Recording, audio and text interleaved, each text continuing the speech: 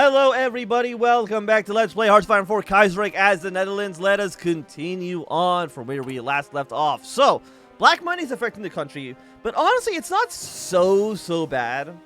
Really, the biggest issue is a negative 20% stability. But that's something that we can definitely... Ooh, research slot. That's something that we can definitely overcome. It shouldn't be a long-term issue. It's going to be a short-term issue, and we're okay with that. You're getting more political power. Who do we actually have as a military staff? We got planning speed. I'll probably go for more defense would be my guess. Do I want to hire you right now just to passively gain army experience? You know what? Yes. Yes, I do. Also, what do you provide us? 15% political power, gain 10% more resources. Not bad. The crumbling of the pillars. Just society has long been highly stratified into distinct social groups, referred to as pillars. These pillars all have their own social institutions, their own newspapers, broadcasting organizations, political parties, trade unions and farmers associations, banks, schools, hospitals, universities, scouting organizations, and sport clubs. Some companies even hire only personnel from a specific region or ideology. This has led to a situation where many people have no personal contact with people outside of their own pillar. However, the recent economic crisis has shaken the establishment order to its core. Economic hardship has spread socialist ideology beyond its established pillar, with syndicalists and council communists emboldened by the rhetoric emanating from Paris. At the same time, many young and unemployed from more traditionally rightist pillars are feeling disenfranchised and abandoned by their condition, turning instead to radical nationalist parties such as the Alliance for National Reconstruction or the VNH to restore stability and prosperity to the Kingdom of the Netherlands. Another negative 7% stability for me. So remember like the beginning of last episode? Where I was saying having 70% stability was like insane. They've taken all of that away from me.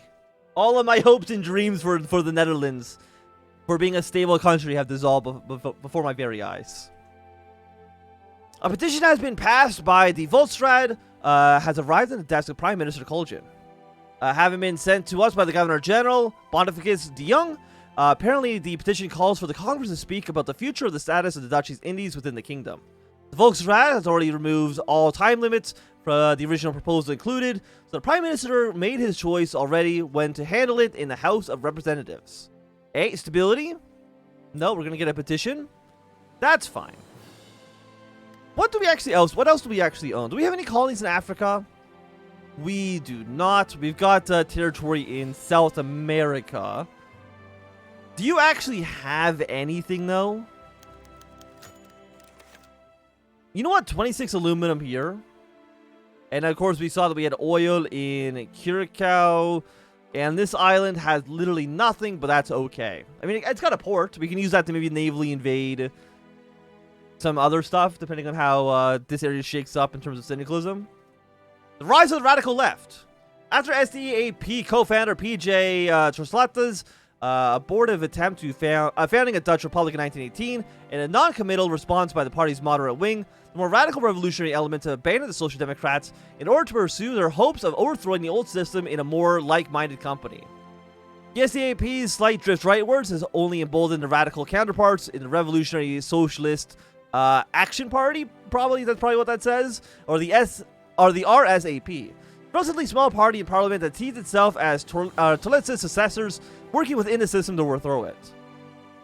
Even further to the left and outside the realm of conventional parliamentary politics, the NAS is a primarily syndicalist labor organization in the Netherlands, seeking to replace the old system in its entirety and restructure it according to the French model, with tacit support from Paris.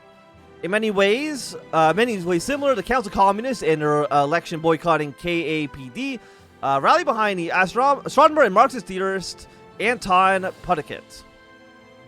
There are even some for whom the syndicalist Council Communist approach is too conservative.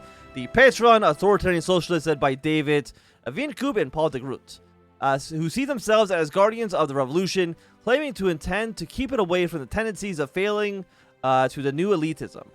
Many of their ideas are consistent with the ideologies of the Internationale, recently codified as vanguardism.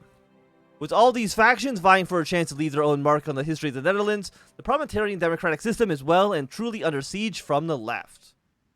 And another negative 7.5% stability. Thank you. Thank you. infiltration risk, safe cracker, streetwise. You know what? Let's take a streetwise guy. We'll send him over to. You know what? Go to Lyon. Why not? You can go to do the south of France. I don't know if it really matters where in France you place these agents. It probably matters a little bit, but I'm not 100% too sure. The formation of the Christian Nationalist Alliance, which I'm assuming is what that says. For decades, the Dutch parliament has been dominated by various religious parties. The Calvinist ARP and CHU and the Catholic RKSP have held a convincing majority in government and has been the source of almost all ministerial appointments. However, they can no longer count on the unconditional and unwavering support of the respective pillars. While still dominant in their own spheres, they are losing ground to the far left and far right French movements, and even among the more moderate audience. The poll of the left liberals and the social democrats is growing.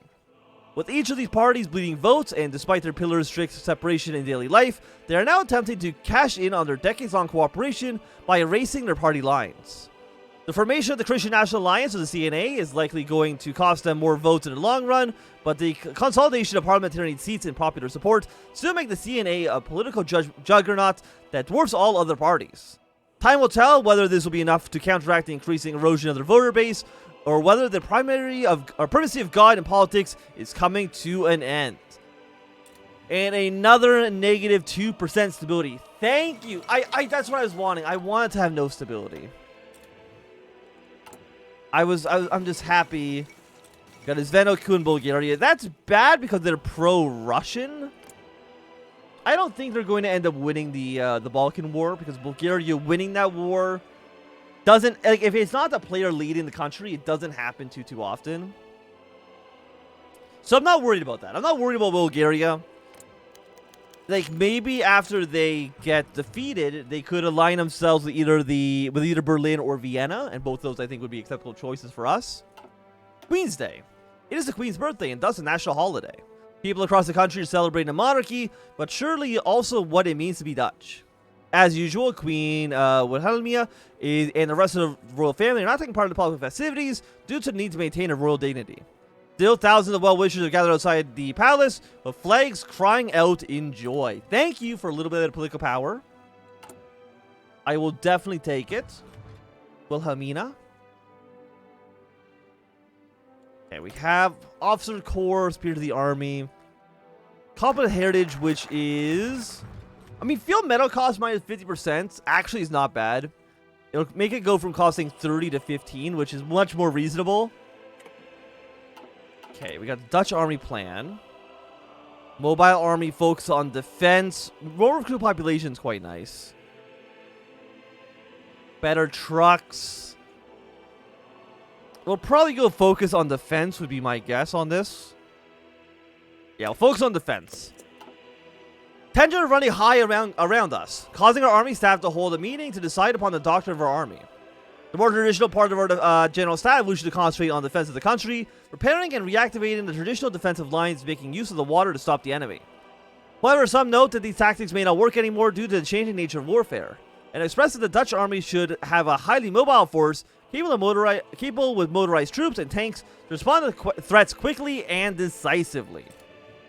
So we're going on the defense. Mostly because it'll also give us a nice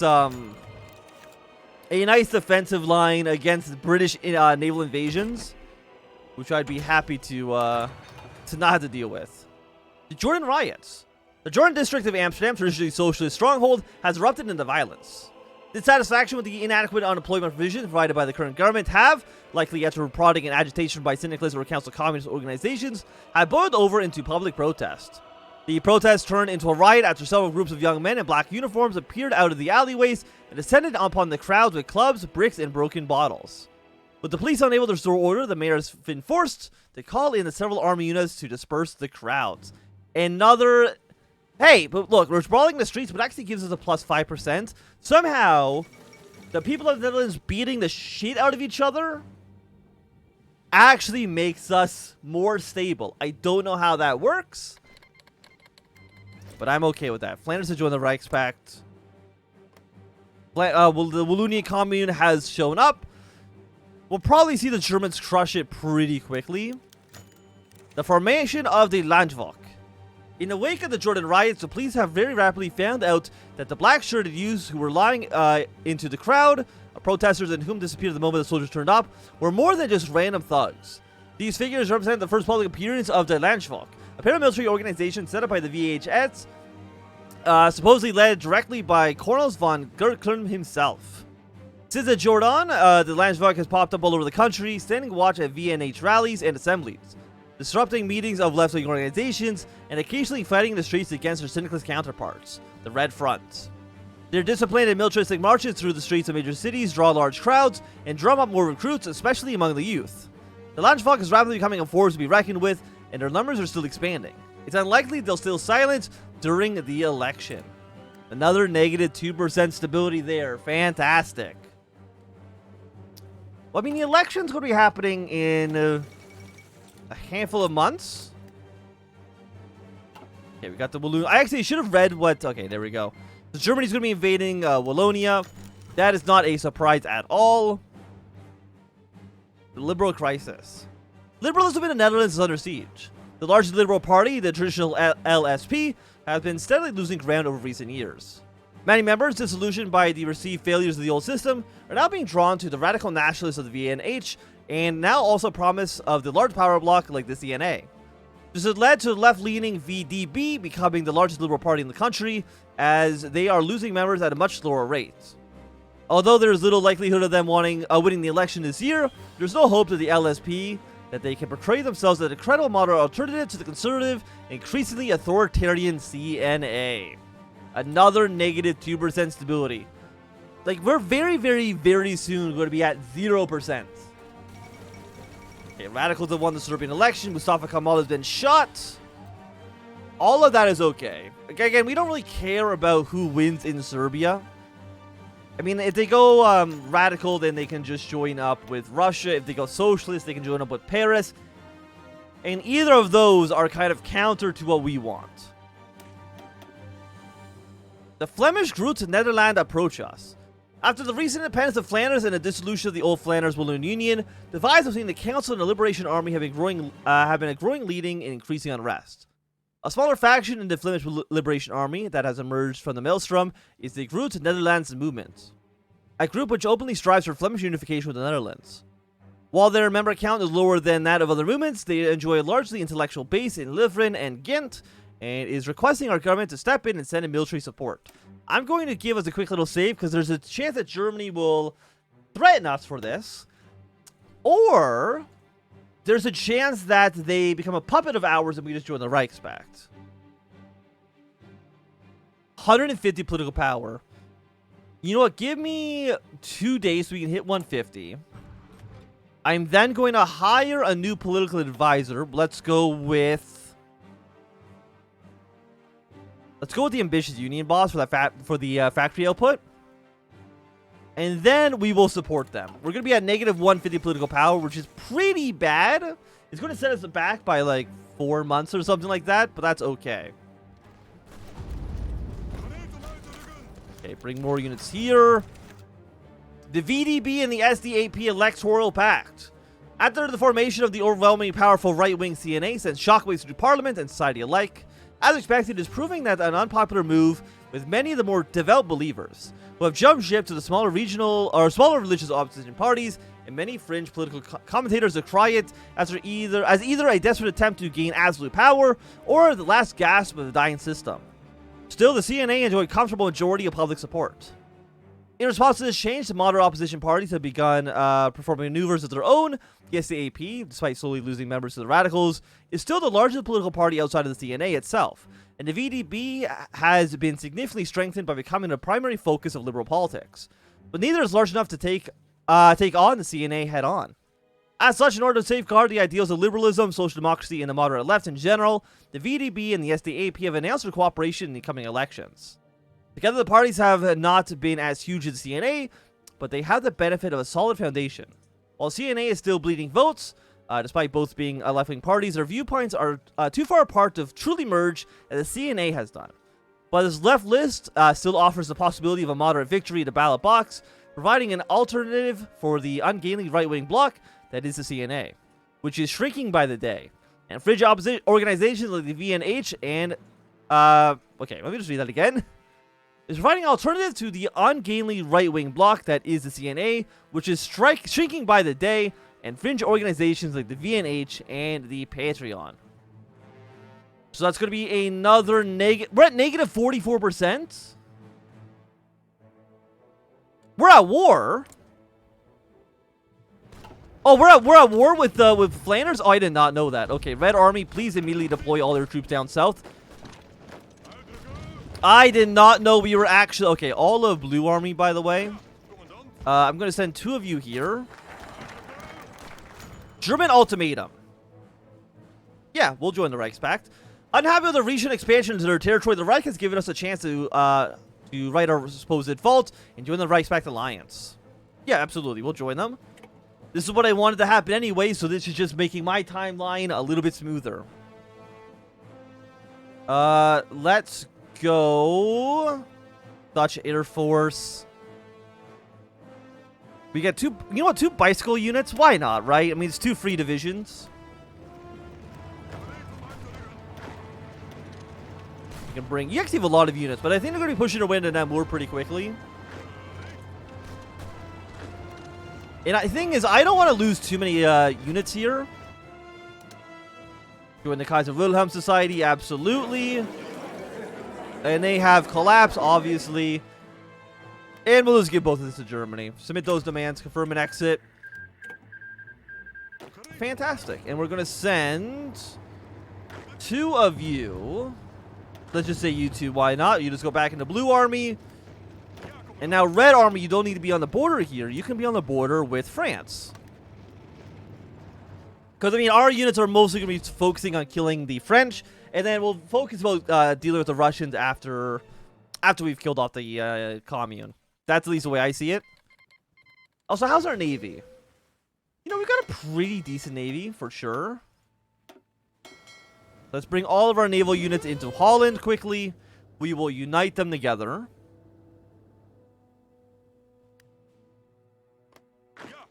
Where's our... Wait, where are you guys? Oh, you're in the... Okay, you're in the East Indies.